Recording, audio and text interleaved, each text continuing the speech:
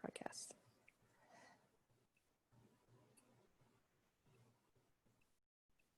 Is this a weird look? I think it's great. All right, welcome everybody. Thanks for joining us tonight for our live online author event with Greenlight Bookstore. I'm Jessica from Greenlight, and we are excited to host tonight's event with Michael Ian Black presenting his new book, A Better Man. He's going to be talking with Liz Planck, so you are in for an excellent time. Before we start, I just want to say a huge thanks to Michael, Liz, and the team at Algonquin Books for making this happen, and to all of you for buying a ticket and showing up.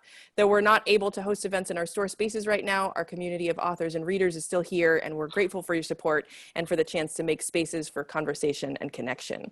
So first, just a couple little housekeeping things. In our Zoom webinar tonight, you can see and hear the speakers, but they can't see and hear you.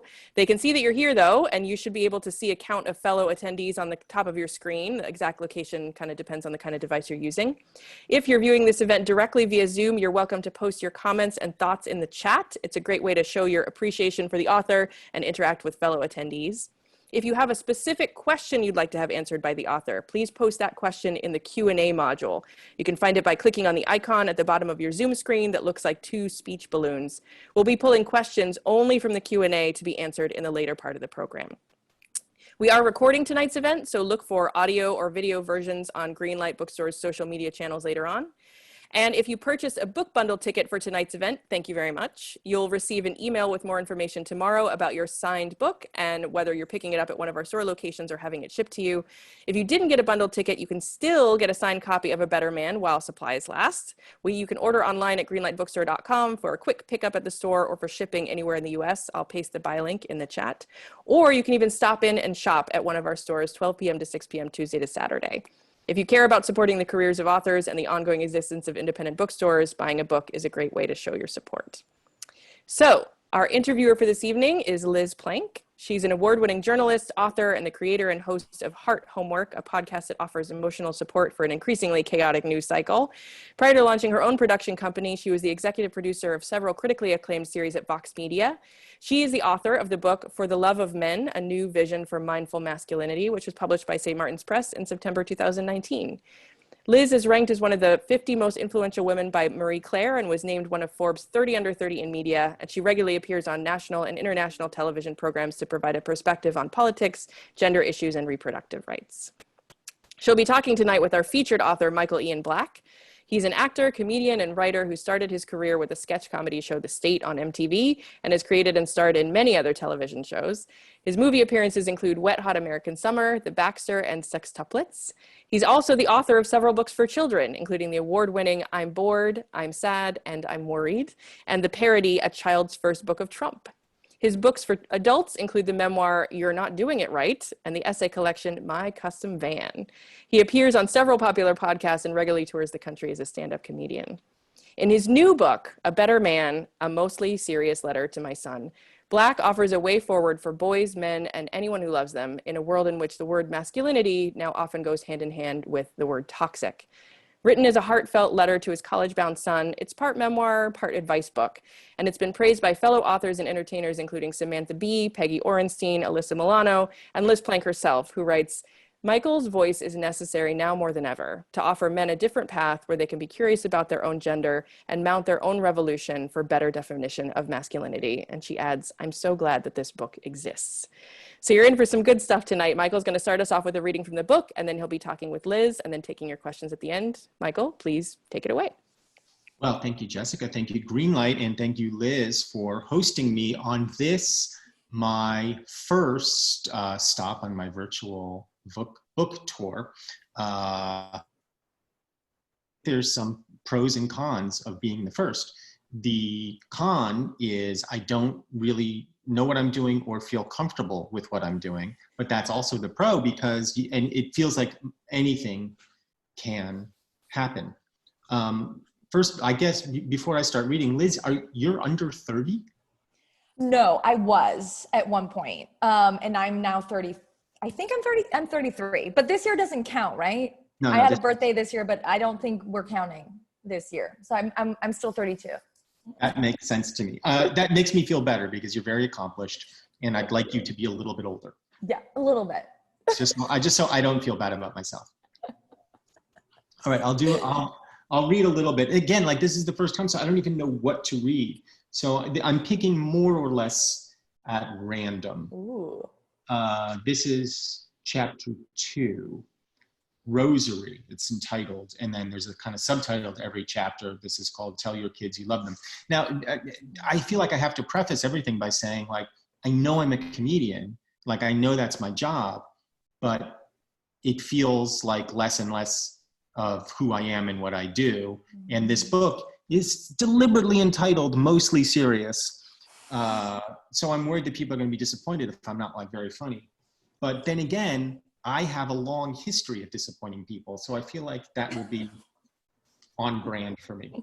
Rosary, tell your kids you love them. And this is a letter to my son, this book. So chapter 2, one of my favorite photos of my dad, your grandpa, is also one of the last he ever took. He's 39. In the photo, Dad wears a slight, embarrassed smile below the goofy teddy bear baseball cap his wife, Beth, had given him to cover the new scar that stretches across his skull. He'd undergone emergency brain surgery a couple months before, after the police found him unconscious. An assault, they thought, maybe a mugging gone bad, they didn't know. My mom told us about it the following morning. He was going to be okay, she said, and I remember thinking something like, of course he's going to be okay. I'd never considered that my father could be hurt, let alone die. A few days later, your Uncle Eric and I went to see him at the hospital. I remember him in bed, head shaved and bandaged, sleepy and frail, his body covered in a loose gown. I felt awkward and unsure and scared. His fragility frightened me more than anything else.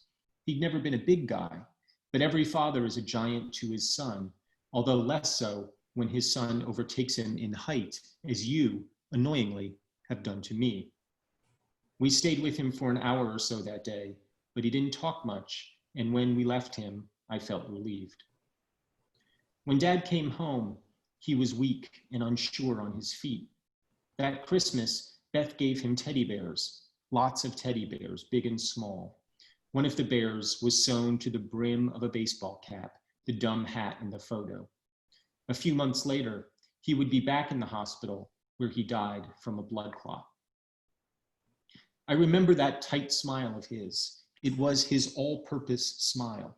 It could mean joy, sorrow, frustration, bafflement, or some combination of those.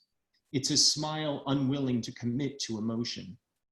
Every now and again, I catch myself making that same smile, and I get a tingle of deja vu. It's funny, I look more like my mom. I have her coloring and some of her facial features, but I have never felt possessed by her in the same way I do when I discover my dead father's expression on my face. One of the things that haunts me still is the ambivalence I felt about him when he was alive. My parents' divorce had been bitter, interminable. My mother's grievances with my father spilled into our daily conversations at home, and over the years toward him. Was he really, as she maintained, a sexist? Was he really not upholding his obligations to her and to us? Did he really not love our younger sister, Susan, who has Down syndrome? I looked for proof of his failings and found it. Once he bought me a baseball mitt for my birthday, a good gift, until I realized he bought a right-handed glove. Didn't he know I am left-handed? Didn't he care? A simple mistake, but I filed it away as evidence against him. I ignored the evidence in his favor: the trip to Indian Guides Camp, the visits to the boardwalk on the Jersey Shore to play skee-ball, the time he helped us carve our names out of wood blocks, the weekends we spent with his sister and her girls. I have another photo of him. It might be the only one with the two of us together. I'm young, maybe 5 or 6, which means he would have been in his early 30s. We're at the Guinness World Records Museum in New York City, posing in front of a giant, perhaps world record holding house of cards.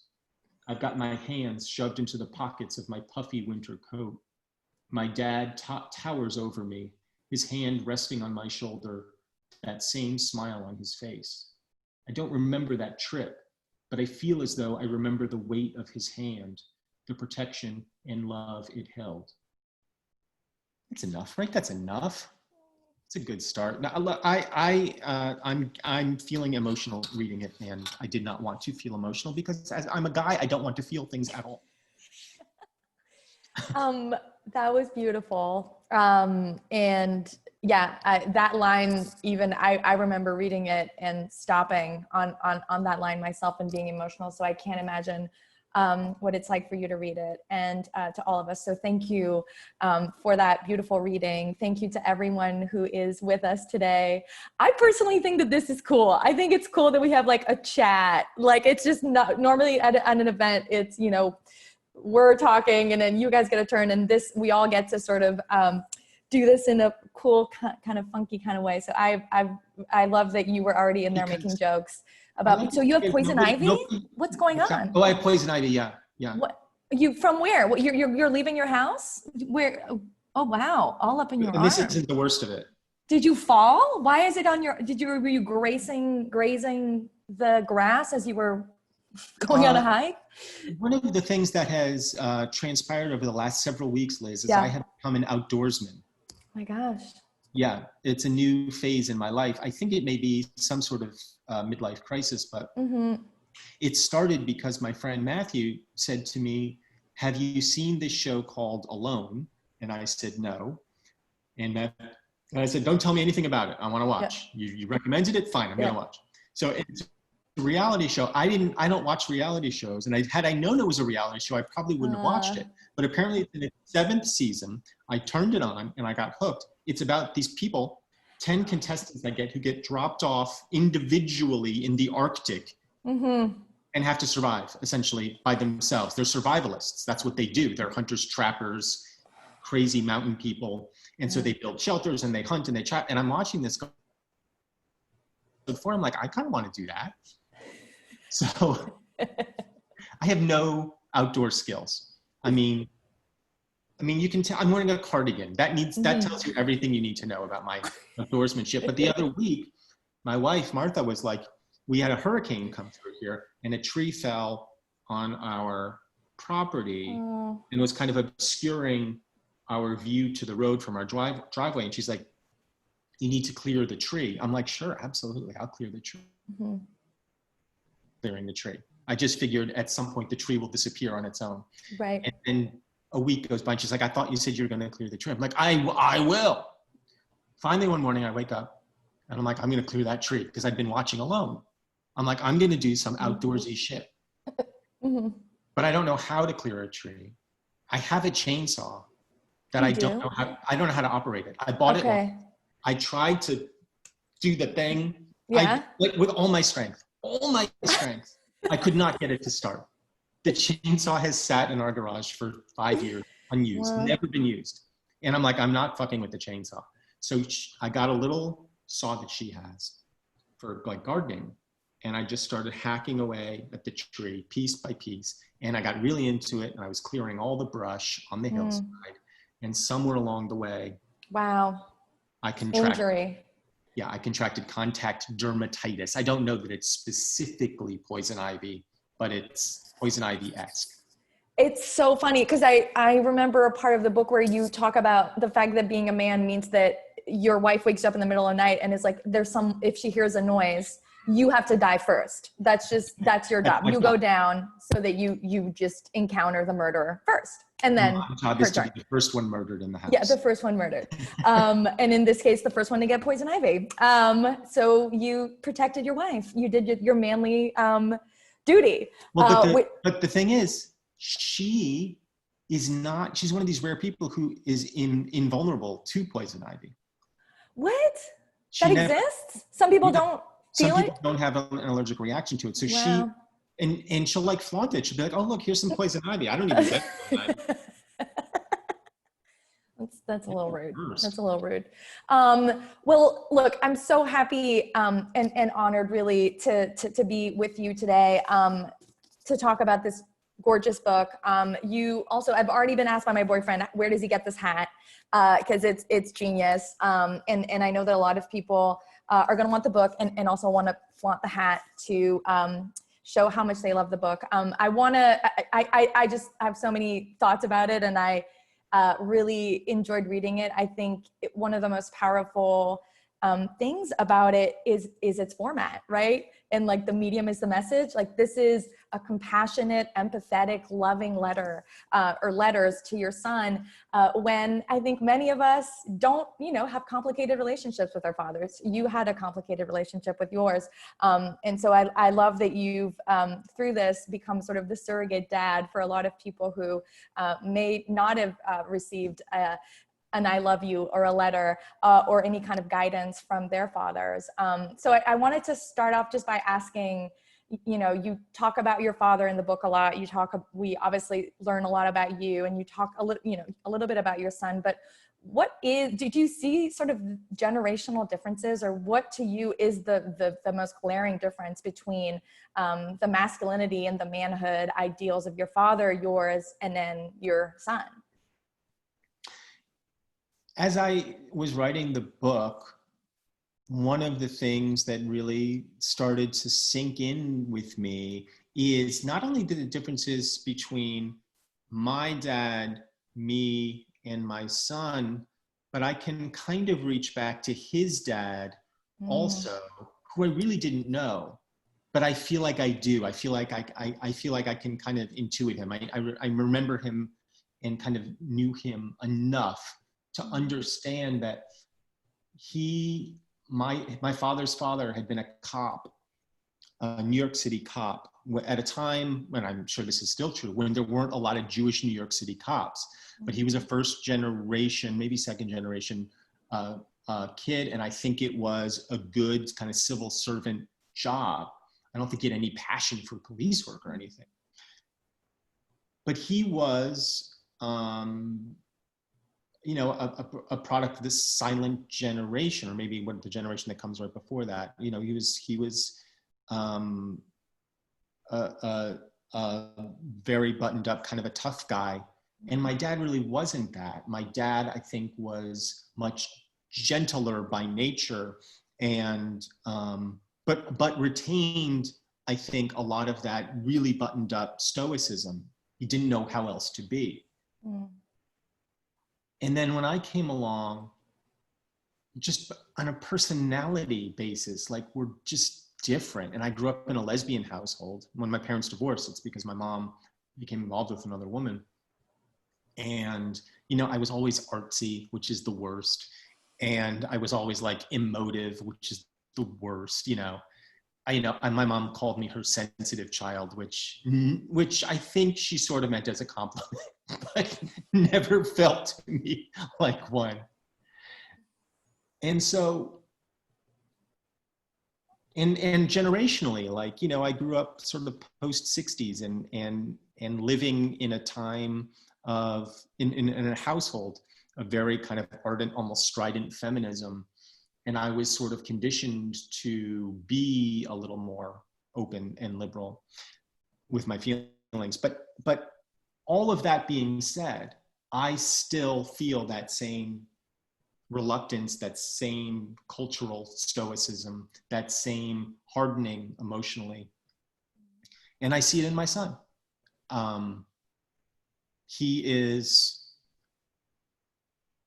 I think, a pretty sensitive kid, but he's 19 now, but is very kind of ironic in the way he looks at the world, the way I think a lot of his generation looks at the world, the way I sort of built an entire career out of being. And sometimes it's hard to break through. And he doesn't want to particularly open up. He'll talk to me, and he's actually a good conversationalist, but it's a struggle sometimes to pierce that shell. Yeah, and one of the best lines of the book, where you sort of talk about masculinity as a performance, which is sort of the point your dad, your dad's dad, and your son, you're all different people, but you're all sort of being boxed into the same kind of box, and these ideals and these pressures of masculinity, which you delve into in the book, whether it's always showing that you're strong, that you're invulnerable, but also mixing up strength, with courage, and you talk about dignity and how those things are very different, and we have a totally misunderstanding when it comes to what it does look like to be strong. One of the best parts is when you talk about being, I think 7 or 8 years old, and you go to one of your parents' friend's house, and there's a dog. You get attacked by a golden retriever who wants to lick you to the bone, and you started to cry, and some adult in the room, a male adult in the room, said, "Be a man." And you make this amazing point of, no one tells girls be a woman, right? But in sort of being uncomfortable or being so afraid that boys won't become men, do we in a way kind of perpetually keep them as boys, right? That we don't teach them how to deal with difficult emotions, how to deal with discomfort, the sort of emotional training that I think is more natural for girls because we don't feel as afraid of their emotions. Do you think that there's a sort of irony there? It's so weird what you just brought up to me, that manhood is always conditional in a way that womanhood is not. Yeah.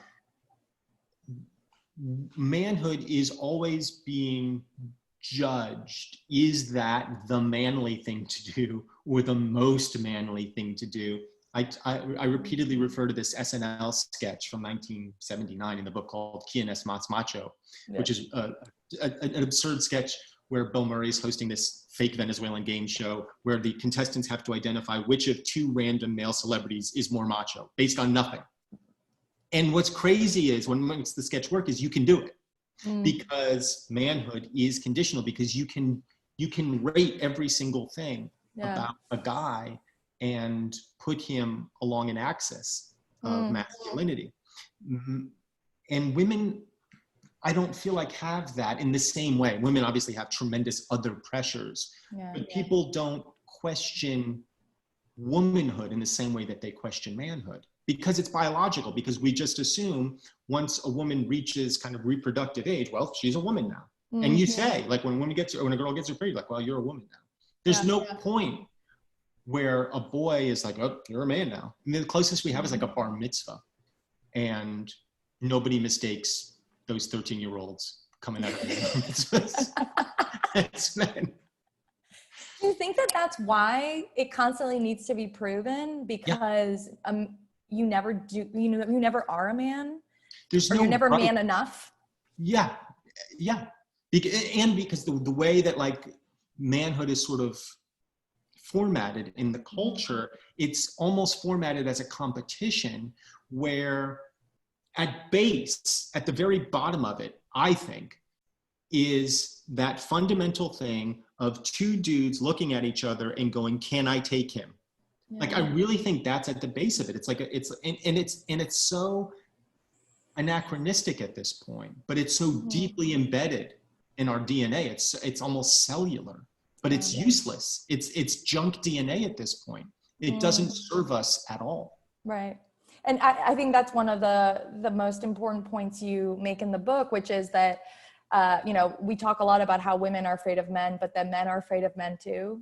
And I'm wondering if you can sort of expand on that. Cause I've, often repeated the saying of like patriarchy is a pyramid scheme, that this conversation is so important for women, right? If we rethink and we remodel masculinity, it by definition enhances the lives of women, but it also enhances the lives of men. And I kind of wonder, why don't men talk more about this? If it is something that they're dealing with, a fear that they're dealing with, and that they've always dealt with, why is it like Fight Club, like that you can't talk about it?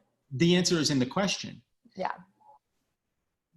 If we agree, and I have to agree because it's kind of my premise, that manhood is based on this idea of ultimately, like, can I take this guy? It requires a level of invulnerability. You have to create armor around yourself at all times. And that armor definitionally does not allow you to go, hey, wait, I'm scared.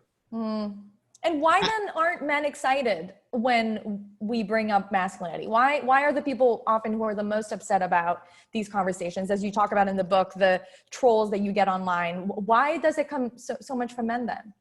I sense it's because they feel like they have the most to lose. Because I think my sense is, and I can't speak for everybody, I can only speak for myself, but my sense is there's a kind of precariousness about people's own ideas of themselves, their own masculinity. They feel unsure in it for these reasons. Like, you know, you work so hard sort of mentally to puff yourself up into a guy, to a man, to be able to move into the world with what passes as confidence. And when somebody then starts questioning the underpinning of that, that's pretty threatening. And I think you have to have some grounded sense of who you are in order to be able to move through that discomfort and feel like you're not being threatened by those conversations. It's a huge advantage that women have, they've created in the modern feminist movement, is they've created this tremendous space to talk about femininity, what it means, what is it, what are the different facets of it. And because women are conditioned to do this emotional work from birth, they have the space to handle those conversations. Men don't have that. And you know, ironically, it's why I suspected and still suspect that this book isn't going to sell very well. You know what I mean? It's like men don't want to have this conversation. Or at least the men who really should have this conversation, are the ones who would benefit the most from it, are the least willing to have it. Women are much more receptive to this conversation, both because they feel intimidated and threatened by the patriarchy, by men, and also because they want so much for the men in their lives to do the same work that they as women have done, because they see how it benefits them. It's a pragmatic, you know, I look at this as a pragmatic book above everything else.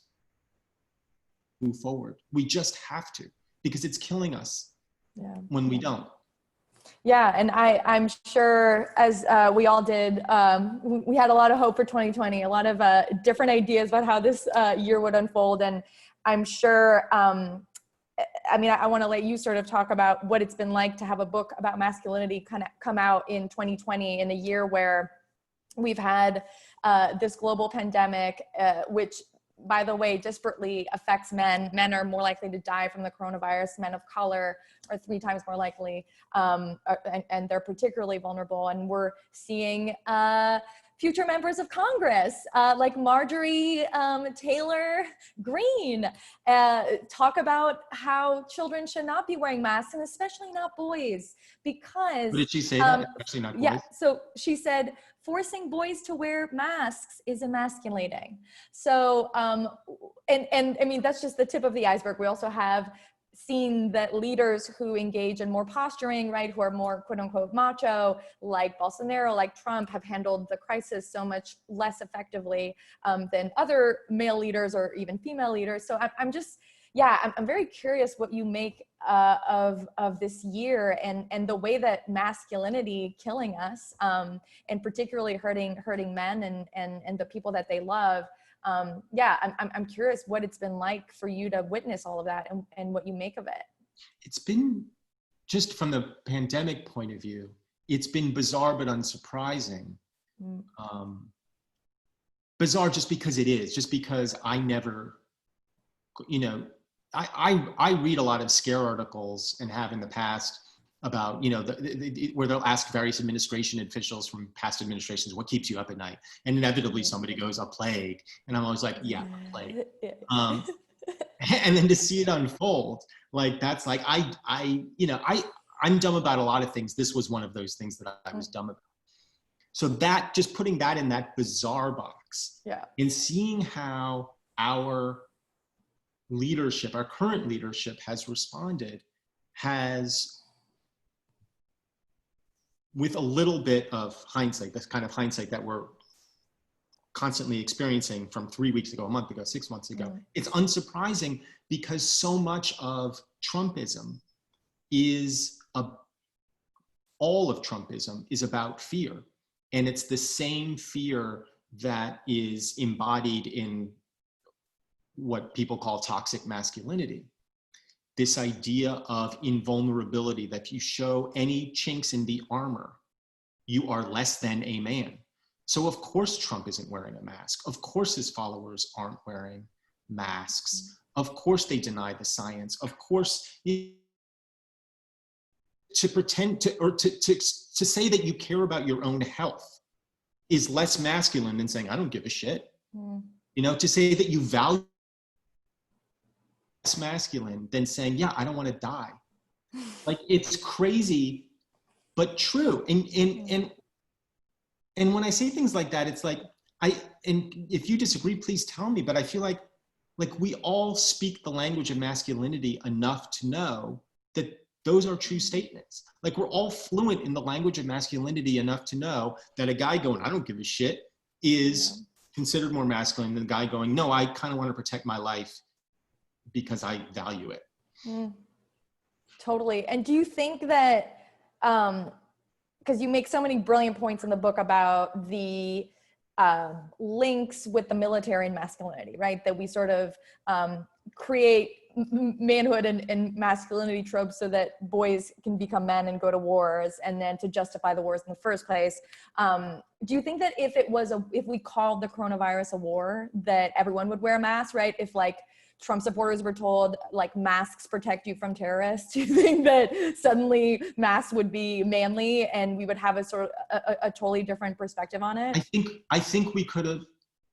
I think if he had been a leader, and if he had understood his own power as a leader or as a cult leader, he could have done a lot of good by presenting masks as patriotic, by saying, hey, look at me, I'm wearing it.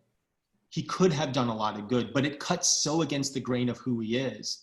And I wonder if maybe it was impossible. You know, he did say things like, we're fighting an invisible enemy, like that kind of thing. But it doesn't quite resonate. I don't know why.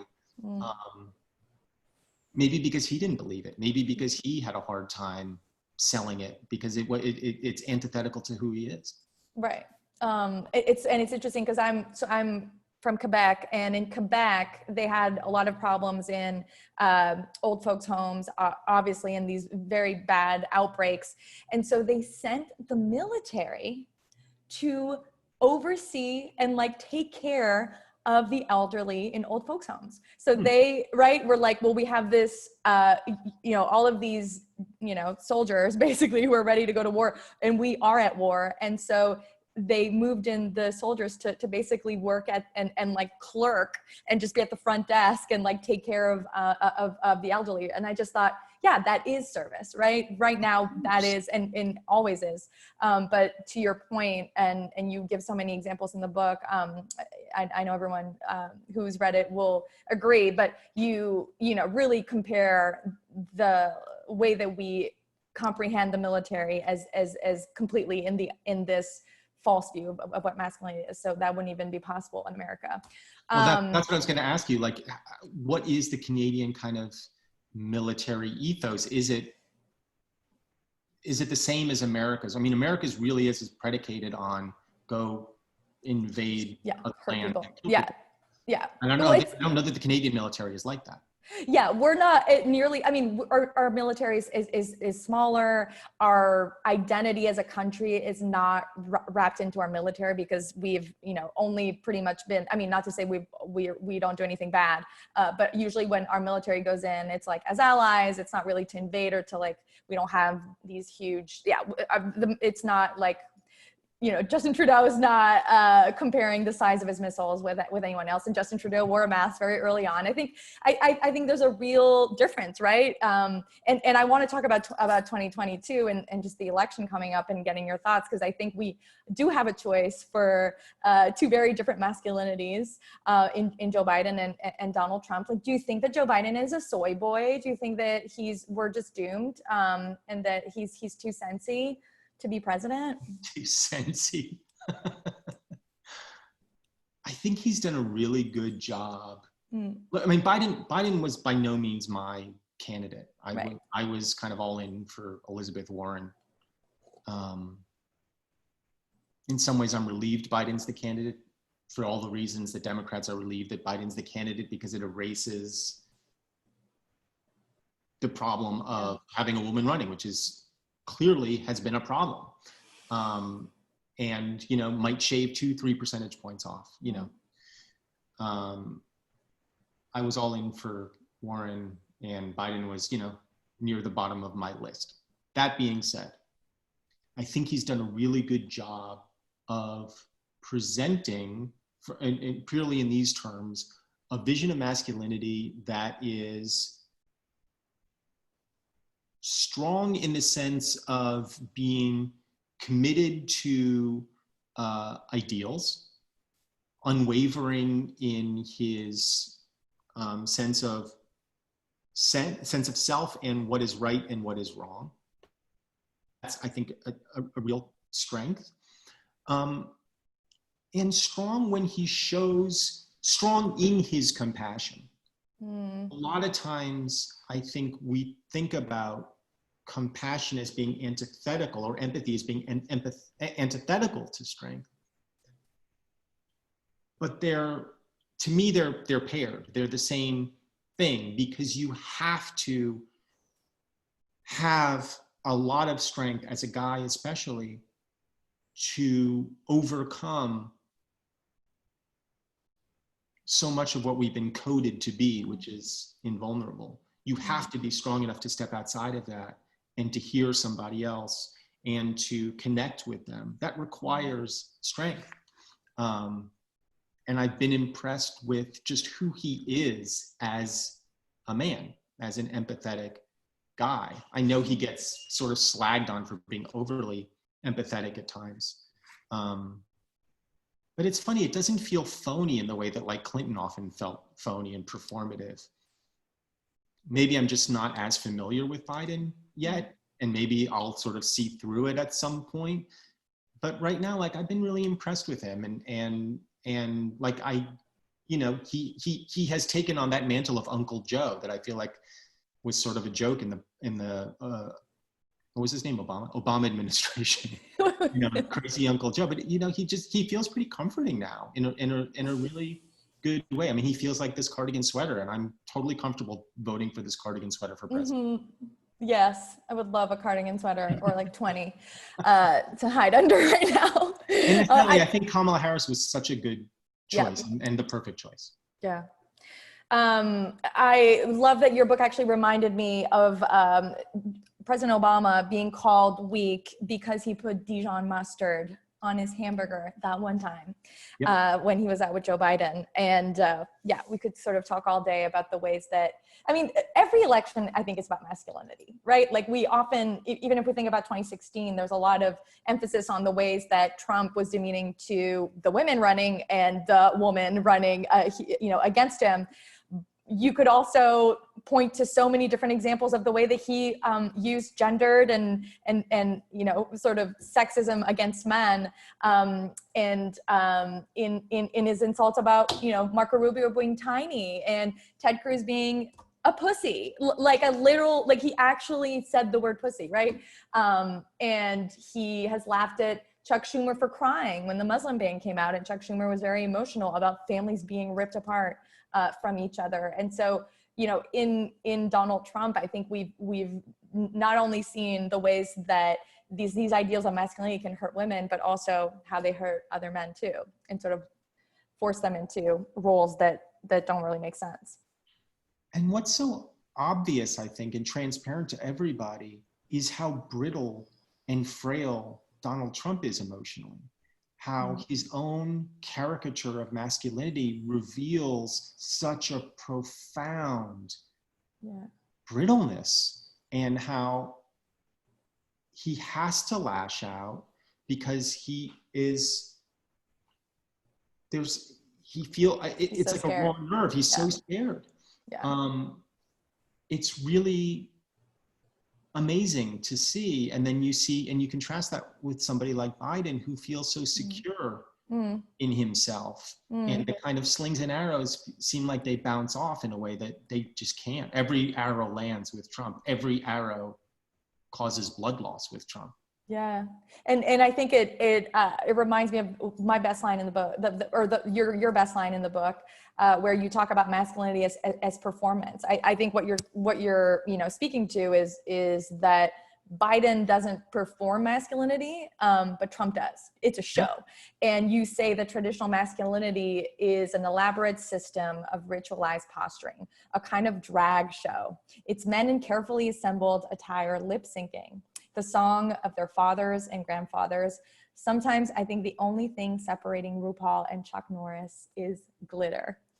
Is the only thing separating RuPaul and Donald Trump glitter? Well, I mean, it's pancake makeup. Right. You're right. The only difference is that RuPaul has less foundation. He is such, but it's true. Like when you think about the makeup, I'm just thinking about this now, like he is a clown putting on clown's makeup. He is creating this character of a man. And we all know his history enough to know at root how tragic it is. Like if he wasn't such a malevolent fuck and he didn't have any power, you'd go, this is the most tragic dude. It's so sad. Like the way clearly he was raised and shaped and whatever inherent sociopathy he inherited from his dad was given full force. And it's a guy who has clearly never felt comfortable in his own skin. And so has to surround himself with trophies, achievement awards. It just breaks my heart in a way.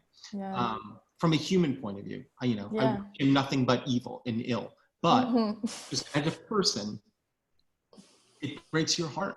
Yeah, and you can see it, and we're going to take questions next. He's got his youngest kid right now.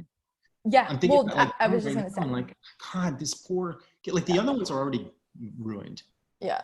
But you've got this poor, gawky teenage son living somewhere in the Washington, D.C. area. And just wondering like what's going to become of that kid and just feeling so kind of sad. Yeah. If only Donald Trump wrote a letter to his son. I would not want to read it. Probably it'd be pretty scary if we saw what Donald Trump, but we know with Don Jr., the kind of undermining, right? That like Michael Cohen has shared this, but we already knew the way that Donald Trump just thinks so much lesser of Donald Trump Jr. and how, Donald Trump Jr. just trying to compensate constantly for, never feeling loved or hugged by his father is also becoming a psychopath with way too much power and just wielding it to make the world very scary. Don't get me wrong. I'm undecided who I'm going to vote for. Yeah, right. Right. Well, let's see what people in the Q&A. I've been trying to read through these amazing questions. We have a lot. So let's start with Mark is asking that the book is a letter to your son, but how did he feel that something that is so ostensibly personal is being published? Yeah, like an 18-year-old boy being like, "What the fuck, Dad?" Is he cool with all of it? Yeah, I think he's fine with it. I don't, I don't think I'm revealing too much about him. It's mostly revelatory about me and my story, my own failings and shortcomings. I'm not taking him to task for anything. Right. He's a really good kid, and I'm really grateful for him, and I'm grateful that he's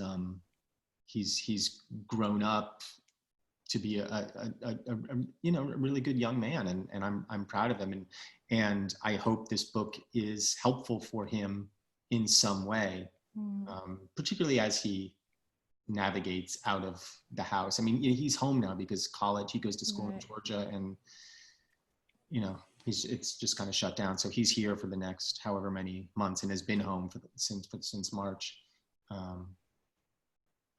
But I as I think about him going back out and being on his own, I hope he at least dips into this book now and again, if it can be of some use to him.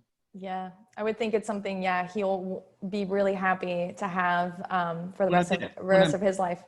What? No. No. I mean, when you're alive and dead, well, we're all going to die. It's very clear from this year that it is all imminent.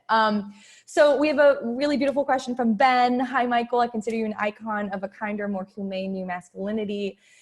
So Ben is asking, how did you begin to unwind, to unlearn all of these performative rituals and sort of cultural expectations of manhood? Did having children was that like a big part of it? And he says, thanks, stay sensitive.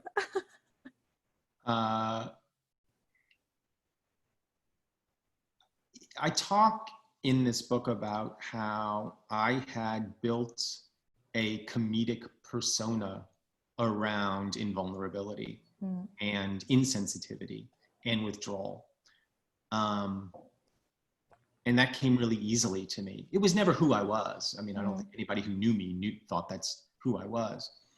But I could dip into it really easily. I could become that really easily. And it gradually started to feel like a prison because I was feeling a real disconnect between who I knew myself to be and who I was presenting myself to be in public. And I made a conscious decision. It was probably around the time my son was born. And I'm sure it had a lot to do with him being born, that I didn't feel honest anymore, and I couldn't do that anymore. And I wrote my first memoir about in that time, specifically for that reason, as a way to unshackle myself. And it's been a process ever since. I mean, I started this talk tonight by saying, I hope you're not upset at me if I'm not funny. It's a hard thing to unlearn. And, being funny for me is somebody else's being strong or somebody else's being macho, whatever it is. It's hard to let that go. And incidentally, I don't feel like men need to walk around like open wounds all the time, going, look at my sensitivity, look at my feelings. I'm not advocating that. I think a lot of what masculinity is traditionally is great. I think strength is great. The way we, the traditional way we think about strength, fantastic. Independence, great. Endurance, fantastic. All of that is great. We need that stuff from men and from women. But we also need to expand our ideas of strength and independence and endurance. And we do need to open ourselves up a little bit more because it's just good for us. And it feels good too. I mean, that's the other thing, like it feels better to be that way. Like, again, like to me, this is all pragmatic shit. Like I'm not out there, I'm not trying to be a poet about this. Like, this is just like man work that is good for us to do. It's, it's work that will cause you to break a sweat in a good way. And that's why I want people to do it. Because it's good for them and it feels good to do. Yeah. And then we have a good question from Miranda, who is asking about how do parents teach young men about sex with this perspective in mind, and sort of deconstructing these ideals of manhood. I'm very curious what you think. I talk a little bit in the book about, a fair amount in the book about some of my sexual history, times where I feel like I was uncomfortable in terms of my own actions, where I worried that I made other people uncomfortable, and times where where people made me uncomfortable.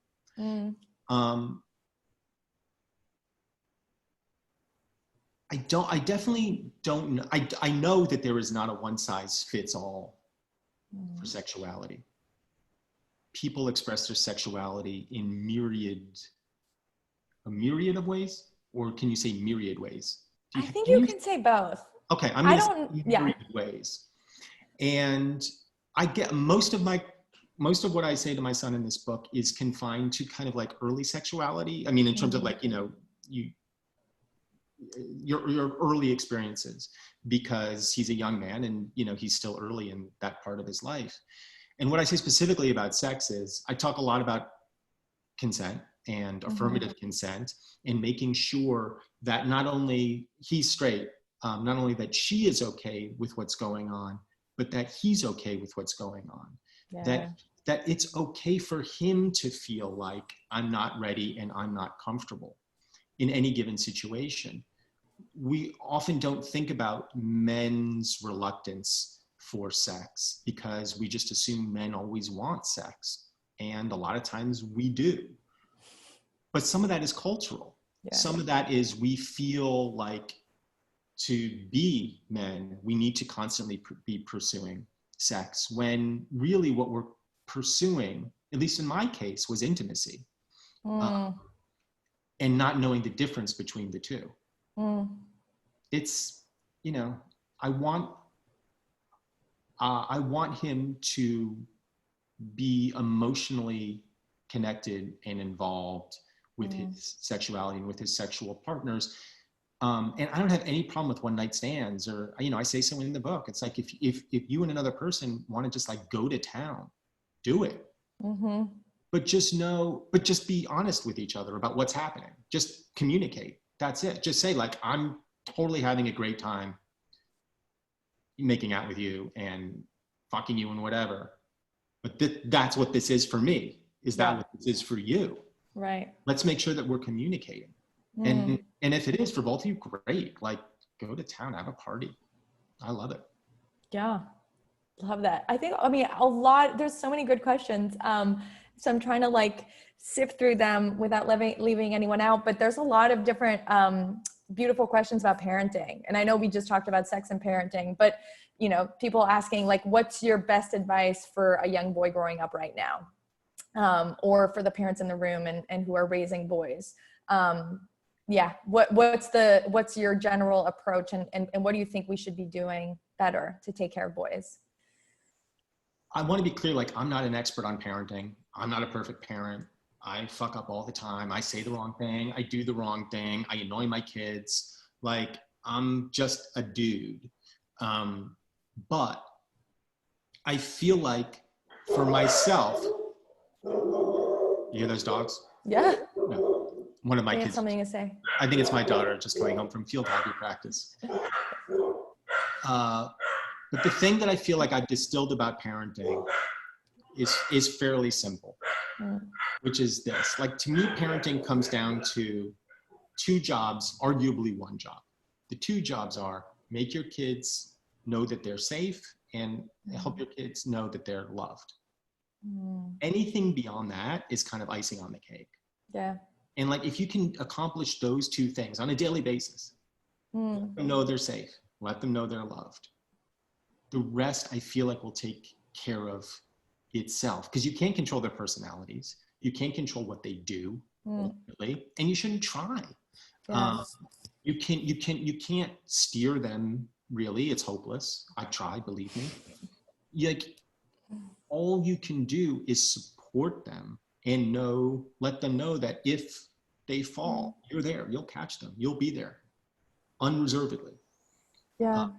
And that's enough. And that's a lot, by the way, but that's enough. In your book, you write that the three words that are the hardest for a man to say are not "I love you," but "I need help." So, you know, in addition to "you're safe and you're loved," you know, it's also, and if you need help, you can ask, right? That sort of encouraging boys to not know and to ask questions, which I think, again, for girls, I mean, there's a lot of girls, I can't ask for help. This is literally like, I've spent so much money in therapy. It's embarrassing on just that. But I think there's not an entire cultural, mission to teach me that I'm never supposed to ask for directions and that I'm supposed to know everything. Right. So Isn't that also part of it? Yeah, I mean, to me, that falls in the category of Yeah. safe and loved. It's Yeah. like, if you need help, please, I'm here. I'm always here for you. Yeah. Yeah, so much falls into that category for me. So maybe it's overly broad, but I guess it's about a kind of active safety net. Let them sort of go and pursue their lives the way they want, obviously within reason. You have to have you're helping them with seatbelts, and you're keeping them in car seats, and you're keeping them safe. But there's a kind of letting go that begins in the moment they enter the world. And as the years go, you let them go further and further and further out into the world. You can't hold them back, and I don't want to, I want them to be who they are in whatever way they see fit, unless they become Republicans. Right. How do I not raise a Republican? That's why I don't want kids. I'm like too afraid I'm gonna give birth to a Republican. Okay, last question, because somehow it's been an hour, but this has been so fun. So somebody's asking, how do you balance humor? A question by Deacon. How we balance humor with seriousness as fathers or as parents when we're approaching these conversations, right? So he says, with my 8-year-old, I use humor to try and engage with him, but I recognize that the distance or can I actually create more distance between them. How do you, what's the trifecta of like dad jokes but also being there and being like, you can be there with me? I think it all comes down to, in my experience, it all comes down to a level of honesty. Jokes can be really honest and funny and true and silly. But I think I know for myself when I'm using humor as a defense mechanism, right, as opposed to trying to get to something. And a lot of times, like, especially with teenagers, like, they don't want to hear it. I mean, they just don't want to hear it. I didn't want to hear it. So you use whatever you can, whatever tools are at your disposal. And still, in my experience, that often isn't enough. But I return to the same thing. I know you don't want to hear me right now. I love you. I'm here for you. If you need me, if you want to talk about it, I'm here. I've tried to force conversations. It doesn't work. I've made every mistake and continue to make every mistake, which is why I'm a little bit loath to give practical parenting advice. But I try, and I think that's part of it, is showing up and trying and not giving up, just trying. Yeah. And I think authenticity, right? That like, if the joke feels, I think teenagers have a really good like bullshit meter, and they kind of know when you're just trying to make things cool and loose. So authenticity can go a long way. But and the fact that you've made mistakes makes you an amazing advice giver, because you have been able to, I'm sure, think about them and reflect on them, and therefore help us all out becoming better parents. I think we have to wrap up, even though I kind of don't want to. I had like 20 more questions. I wanted to ask you about Joe Rogan. I wanted to touch on a bunch of other stuff we didn't have time to. But it just means that everyone is going to have to go buy the book. If you do not have the book already, it is such a beautiful read. It is so authentic. It is so raw. As I've said, I'm really glad that this book exists. And I really hope it will entice and encourage more fathers and just men to have conversation with their fathers.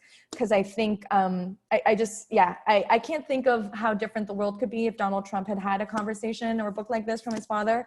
And I'm so glad that you're modeling that for so many other men, and hopefully it can become like a whole movement of men really having these candid, open conversations with each other. Well, Liz, thank you so much for the thoughtful questions and for taking the time out of your schedule to do this. It means a lot to me. And thanks for even blurbing the book and everything. You continue to do great work in this arena. And it's inspiring. So thank you. Thank you. You're so sweet.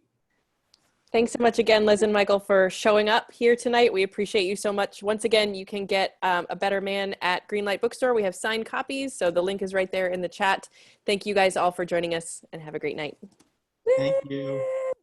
Go buy the book.